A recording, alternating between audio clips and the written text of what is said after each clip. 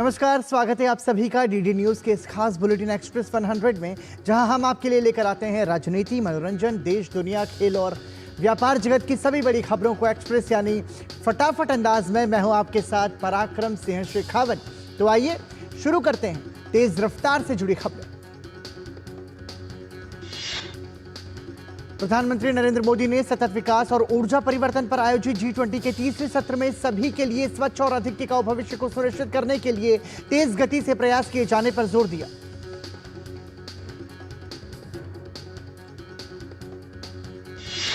प्रधानमंत्री नरेंद्र मोदी ने इसके लिए अंतर्राष्ट्रीय सौर गठबंधन, एक सूर्य, एक दुनिया, एक ग्रिड और वैश्विक जैव ईंधन गठबंधन के साथ ही वाराणसी जीवन शैली परंपरा और पहलों का भी जिक्र किया।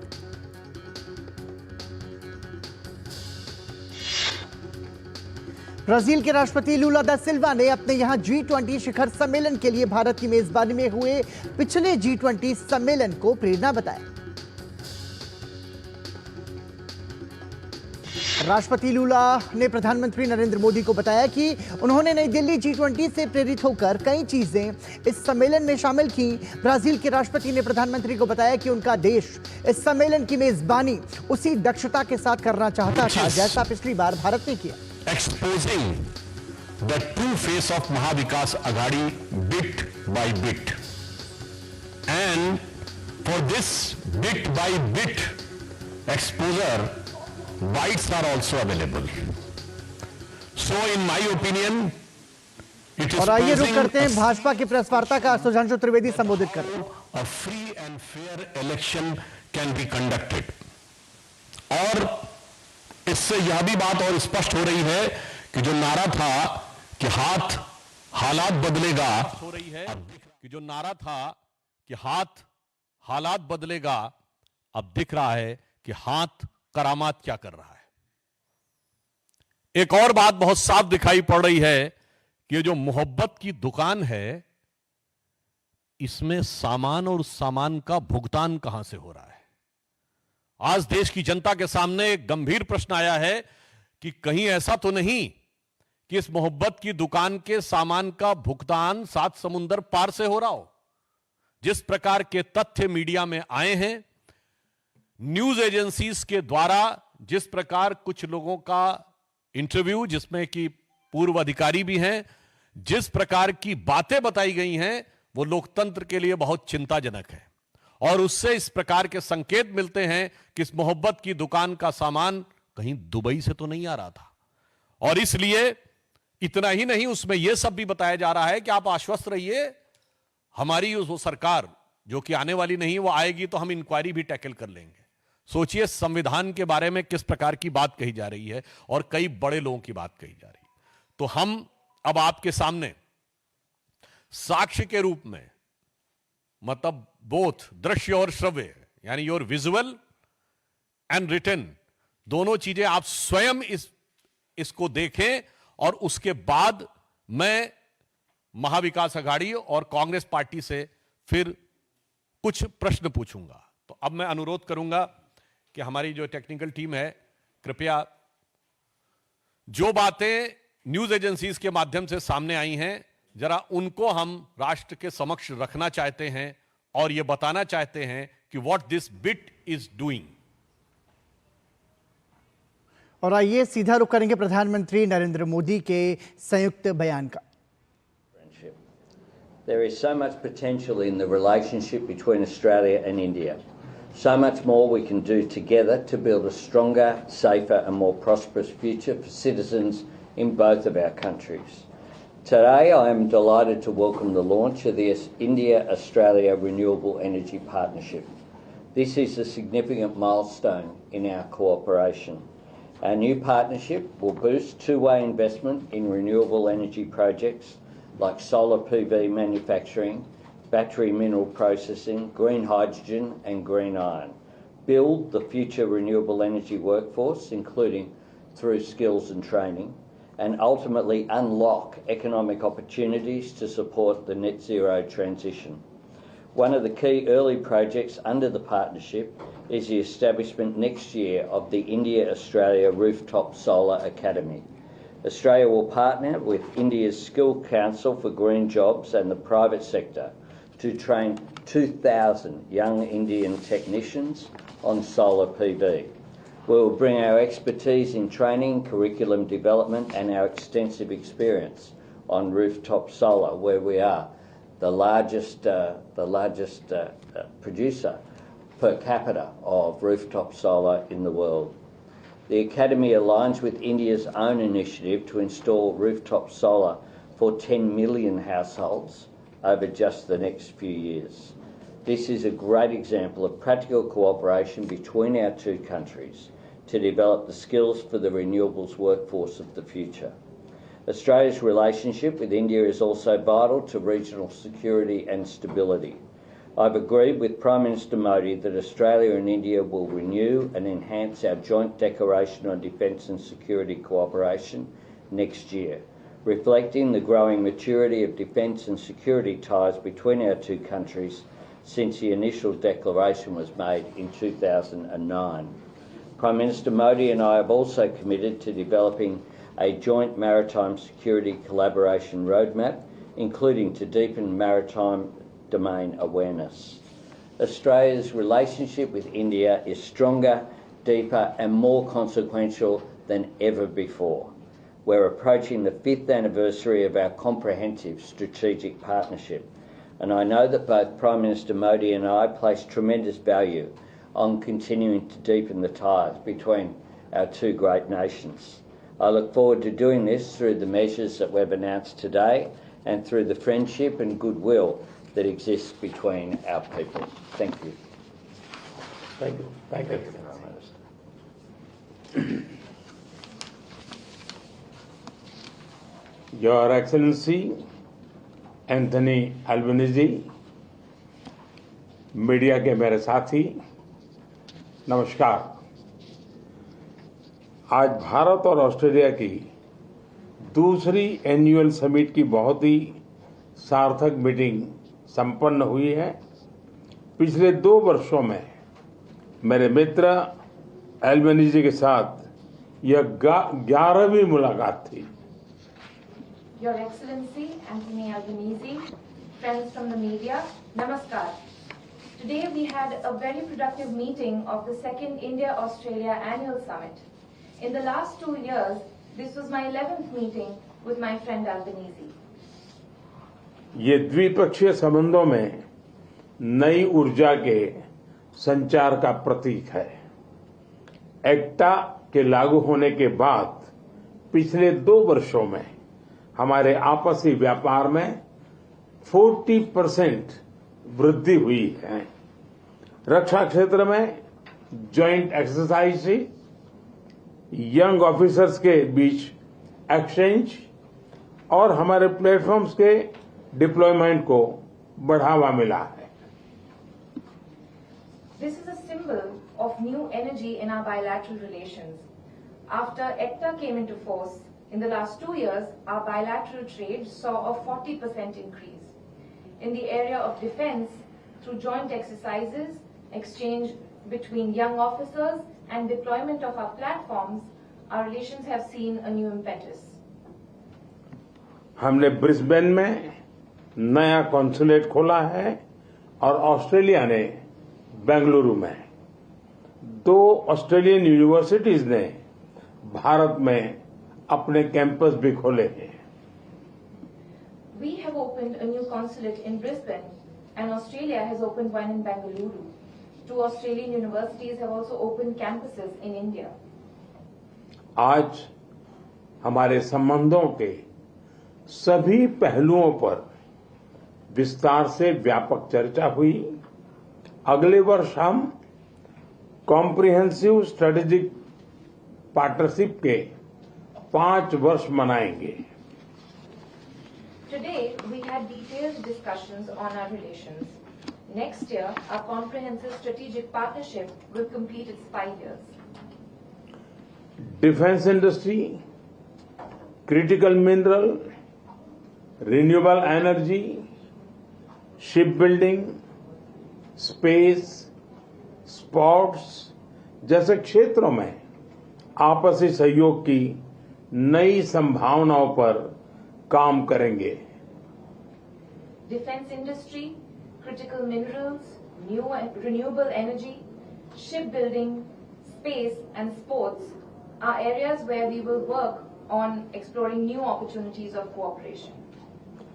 पारस्परिक लाभदायक कॉम्प्रिहेंसिव इकोनॉमिक कोऑपरेशन समझौते के लिए काम किया जाएगा। We will work on a mutually beneficial, comprehensive economic cooperation agreement. प्रधानमंत्री एल्बनीज़ी ने मुझे आश्वासन दिया है कि वो ऑस्ट्रेलिया में भारतीय समुदाय और विशेषकर भारतीय छात्रों के हितों के लिए प्रतिबद्ध है। PM Albanese has assured me of his commitment to the interests of the Indian community, especially Indian students in Australia. Friends, Indo Pacific क्षेत्र में शांति, स्थिरता और समृद्धि का हम मिलकर के समर्थन कर रहे हैं और आगे भी करते रहेंगे। Friends, we have been working together to promote peace, stability and prosperity in the Indo-Pacific and we will continue to do so. वैश्विक संघर्षों और तनावों को सुलझाने के लिए हमने डायलॉग और डिप्लोमेसी पर बल दिया है। ग्लोबल इंस्टीट्यूशंस में रिफॉर्म्स की आवश्यकता पर भी हम एकमत हैं। We have stressed on dialogue and diplomacy to solve global conflicts and tensions. We also agree on the need to reform international institutions. अगले वर्ष भारत में होने वाली क्वाड समिट के लिए प्रधानमंत्री एल्बनीज़ी ने हमारा निमंत्रण स्वीकार किया। Next year, India will host the Quad Summit and Prime Minister Albanese has accepted our invitation. मुझे पूरा विश्वास है कि आने वाले समय में भारत और ऑस्ट्रेलिया की साझेदारी नई ऊंचाई छुएगी और force for the global good बनेगी। Thank you. I am certain that the India-Australia partnership will touch new heights in the coming years and will be a force for global good. Thank you. Thank you, Excellency. Thank you. Thanks a lot. Thank you, Prime Minister. Thank you.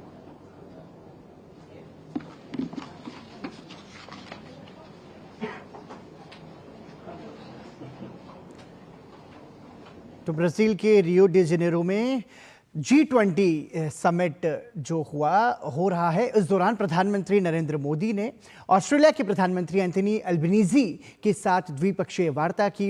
इस द्विपक्षीय वार्ता में भारत और Australia के मजबूत होते संबंधों का जिक्र किया गया और इस दौरान जो संयुक्त प्रेस वार्ता को आप सुन रहे थे, ऑस्ट्रेलिया के प्रधानमंत्री एंथनी अल्बनीज़ी और भारत के प्रधानमंत्री नरेंद्र मोदी दोनों ने ही इस प्रेस वार्ता को संबोधित किया। अपने संबोधन में भारत के प्रधानमंत्री नरेंद्र मोदी ने बताया कि बीते वर्षों में भारत और ऑस्ट्रेलिया के संबंध बहुत बेहतर हुए हैं और इस दौरान उन्होंने कैसे दोनों देश एक साथ मिलकर आर्थिक प्रगति को, आर्थिक उन्नति को एक साथ साझा कर सकते हैं, साथ ही साथ कैसे तकनीकी विकास को बढ़ावा दे सकते हैं, इन तमाम विषयों पर बातचीत की गई। साथ ही साथ प्रधानमंत्री नरेंद्र मोदी ने यह भी बताया कि अगले वर्ष भारत में होने वाली क्वाड जो बैठक है उसको लेकर के उन्होंने आमंत्रण दिया है ऑस्ट्रेलिया को, जिससे ऑस्ट्रेलिया ने स्वीकार किया है। साथ ही साथ प्रधानमंत्री नरेंद्र मोदी ने यह भी बताया कि दोनों देश आने वाले समय में भविष्य में एक साथ मिलकर प्रगति के लिए, विकास के लिए और विश्व शांति के लिए काम करेंगे। और संयुक्त रूप से प्रेस वार्ता के संबोधन में प्रधानमंत्री नरेंद्र मोदी ने यह भी बताया कि जो तमाम सारे कार्यक्रम चलाए जा रहे हैं भारत और ऑस्ट्रेलिया के बीच, उसके तहत जो ऑस्ट्रेलियन विश्वविद्यालय जो हैं वो भारत में खोले जाएंगे। साथ ही साथ यहां से युवाओं को जो ट्रेनिंग है उसके तहत भी जो आदान प्रदान किया जाता है युवाओं का, वो कार्यक्रम भी उसको भी बल दिया जाएगा। साथ ही साथ द्विपक्षीय वार्ता के तहत भारत और ऑस्ट्रेलिया के भविष्य के जो योजनाएं हैं उनको साथ साझा मिलकर कैसे संयुक्त रूप से मेहनत करके उसको आगे बढ़ाया जा सकता है, इस पर बातचीत की गई। और ऑस्ट्रेलिया के प्रधानमंत्री एंथनी अल्बनीज़ी ने भी तमाम सारे भारत के प्रयासों की सराहना करते हुए बताया कि प्रधानमंत्री नरेंद्र मोदी के नेतृत्व में भारत ने अपनी एक अलग पहचान बनाई है। और एंथनी अल्बनीज़ी ने यह भी बताया कि मैं उत्सुक हूं भारत के प्रधानमंत्री नरेंद्र मोदी के साथ आगे भविष्य में काम करने के लिए और भारत की जो आर्थिक नीति है, भारत की जो आर्थिक योजनाएं हैं, उसका आकलन करके ऑस्ट्रेलिया भी अपने देश में उन तमाम सारी योजनाओं को लागू करने की कोशिश करेगा और साथ ही साथ आर्थिक मोर्चे पर भारत के साथ मिलकर काम करने के लिए ऑस्ट्रेलिया भी उत्सुक है। तो ये तस्वीर आपसे कुछ देर पहले की है। भारत के प्रधानमंत्री नरेंद्र मोदी ने G20 समिट से इतर ऑस्ट्रेलिया के प्रधानमंत्री एंथनी अल्बनीजी के साथ भारतीय शिष्टमंडल के साथ मुलाकात की और ये जो मुलाकात हुई है ये भारत और ऑस्ट्रेलिया के मजबूत संबंधों को आकार देती हुई नजर आ रही है। दोनों देशों के राष्ट्र प्रमुखों ने एकजुटता के साथ साझा विकास को गति देने की बात पर सहमति जताई है और उसमें भी आर्थिक विकास को कैसे एक साथ मिलकर मजबूती दे सकते हैं, इस पर चर्चा की गई है। साथ ही साथ भविष्य के विभिन्न योजनाओं पर भी बातचीत की गई है, जिसमें एक साथ मिलकर काम करने की बात कही गई है। तो ये तस्वीरें प्रधानमंत्री नरेंद्र मोदी की भारतीय शिष्टमंडल के साथ में ऑस्ट्रेलिया के साथ द्विपक्षीय वार्ता की। भारत के प्रधानमंत्री नरेंद्र मोदी की G20 समिट के दौरान विभिन्न देशों के राष्ट्र प्रमुखों के साथ अलग अलग बैठकें भी होनी हैं G20 सम्मेलन से इतर, और ये भारत की मजबूत वैश्विक नीति का एक महत्वपूर्ण प्रक्रिया भी है। और आइए अब एक बार फिर रुक करते हैं भाजपा की प्रेस वार्ता का। Locally say that this is their voice or not. Up till now, we have not seen any clarification or condemnation. As it has been said, a tweet has been said, which is a very vague and generic language. There is no specific, to the point rebuttal of the allegation. Election is just 1 day away. You feel that this is a high chance that the Election Commission of India need to take the cognizance of this and action need to be initiated against these leaders so that this malpractice cannot be used in your future? We hope and we are confident that the Election Commission of India is keeping a strict vigil of the situation and they will take an appropriate action, whatever they seem fit. But the more significant is, it's not the question of 1 day away election. It's going one way, which way the politics is going, which way the corruption is going, and how the people are trying to influence and pervert the electoral process.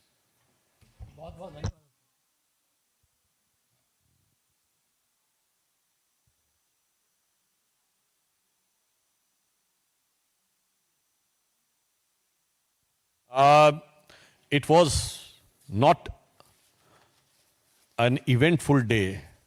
It was a very serious, dark night which is looming over the politics of Maharashtra as well as of the nation. It is much, much bigger question than the election.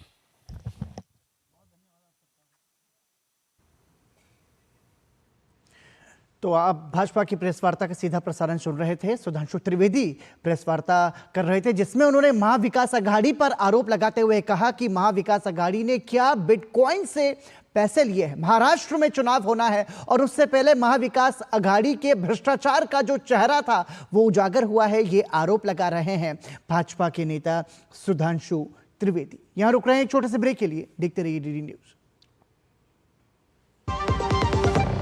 NTPC Green Energy Limited, a wholly owned subsidiary of NTPC Limited, Amaharatna CPSE, strategically focused on developing a portfolio of utility-scale renewable energy projects, launches an initial public offering of equity shares of face value of rupees 10 each through the book building process with a price band of rupees 102 to rupees 108 per equity share. Bid issue opens Tuesday, November 19, closes on Friday, November 22nd, 2024. For risk factors and more details, please refer to the RHP available on the websites of SEBI, BRLMs, stock exchanges and the company.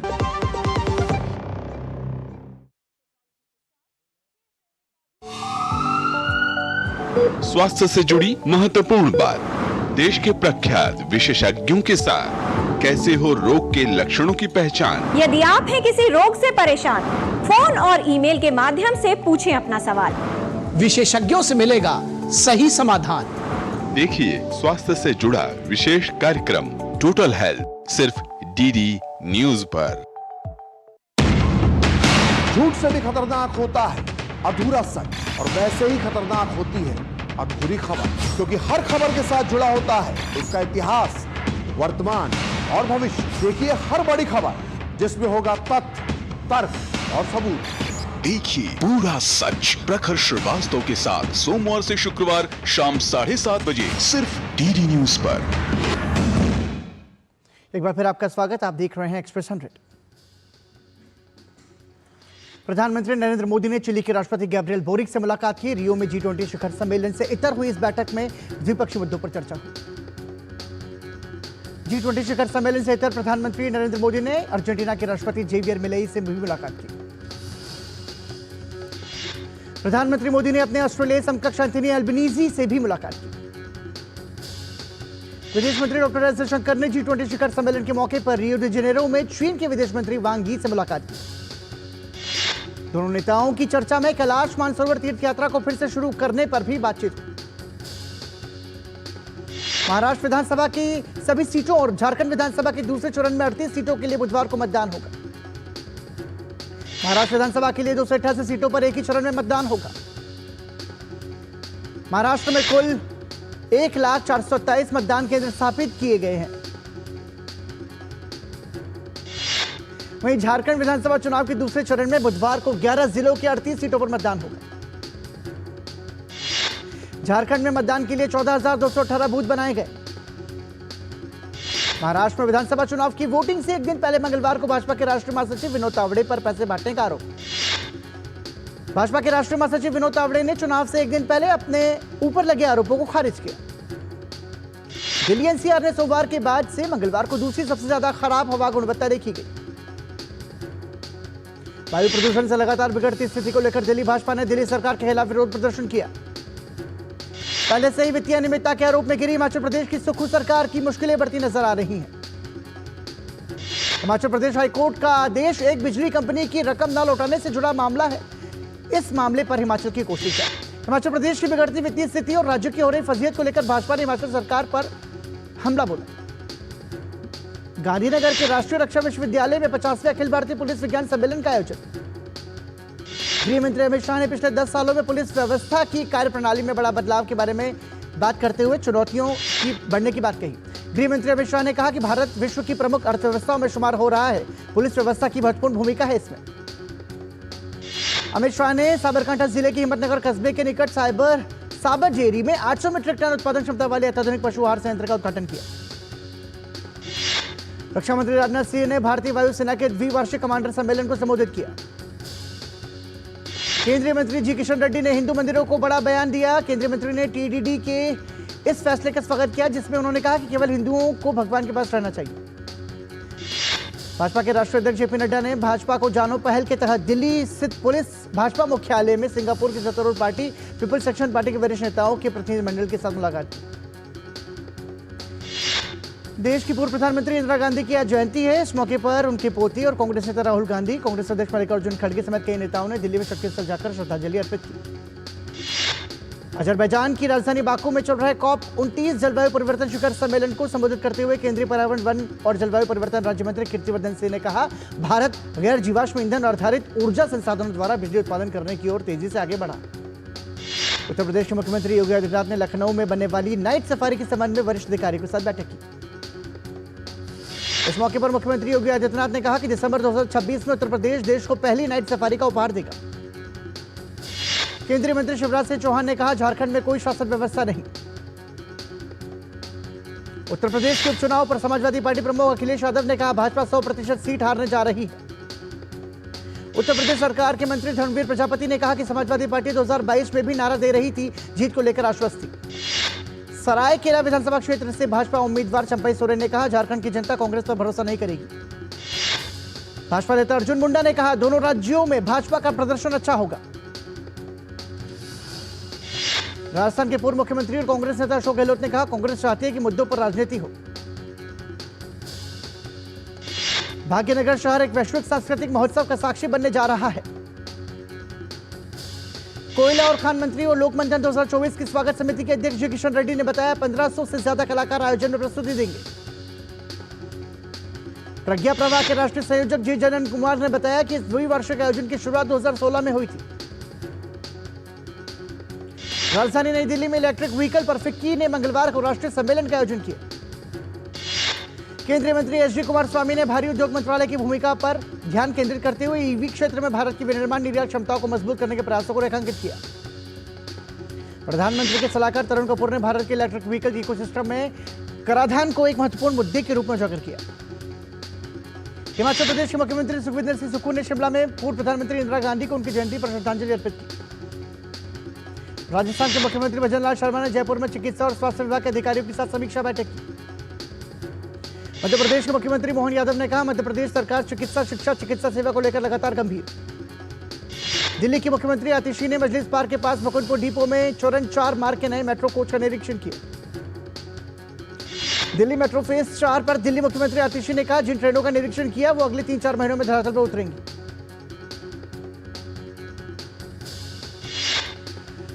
और इसी के साथ ही express 100 में अभी के लिए इतना ही। दीजिए अनुमति। नमस्कार।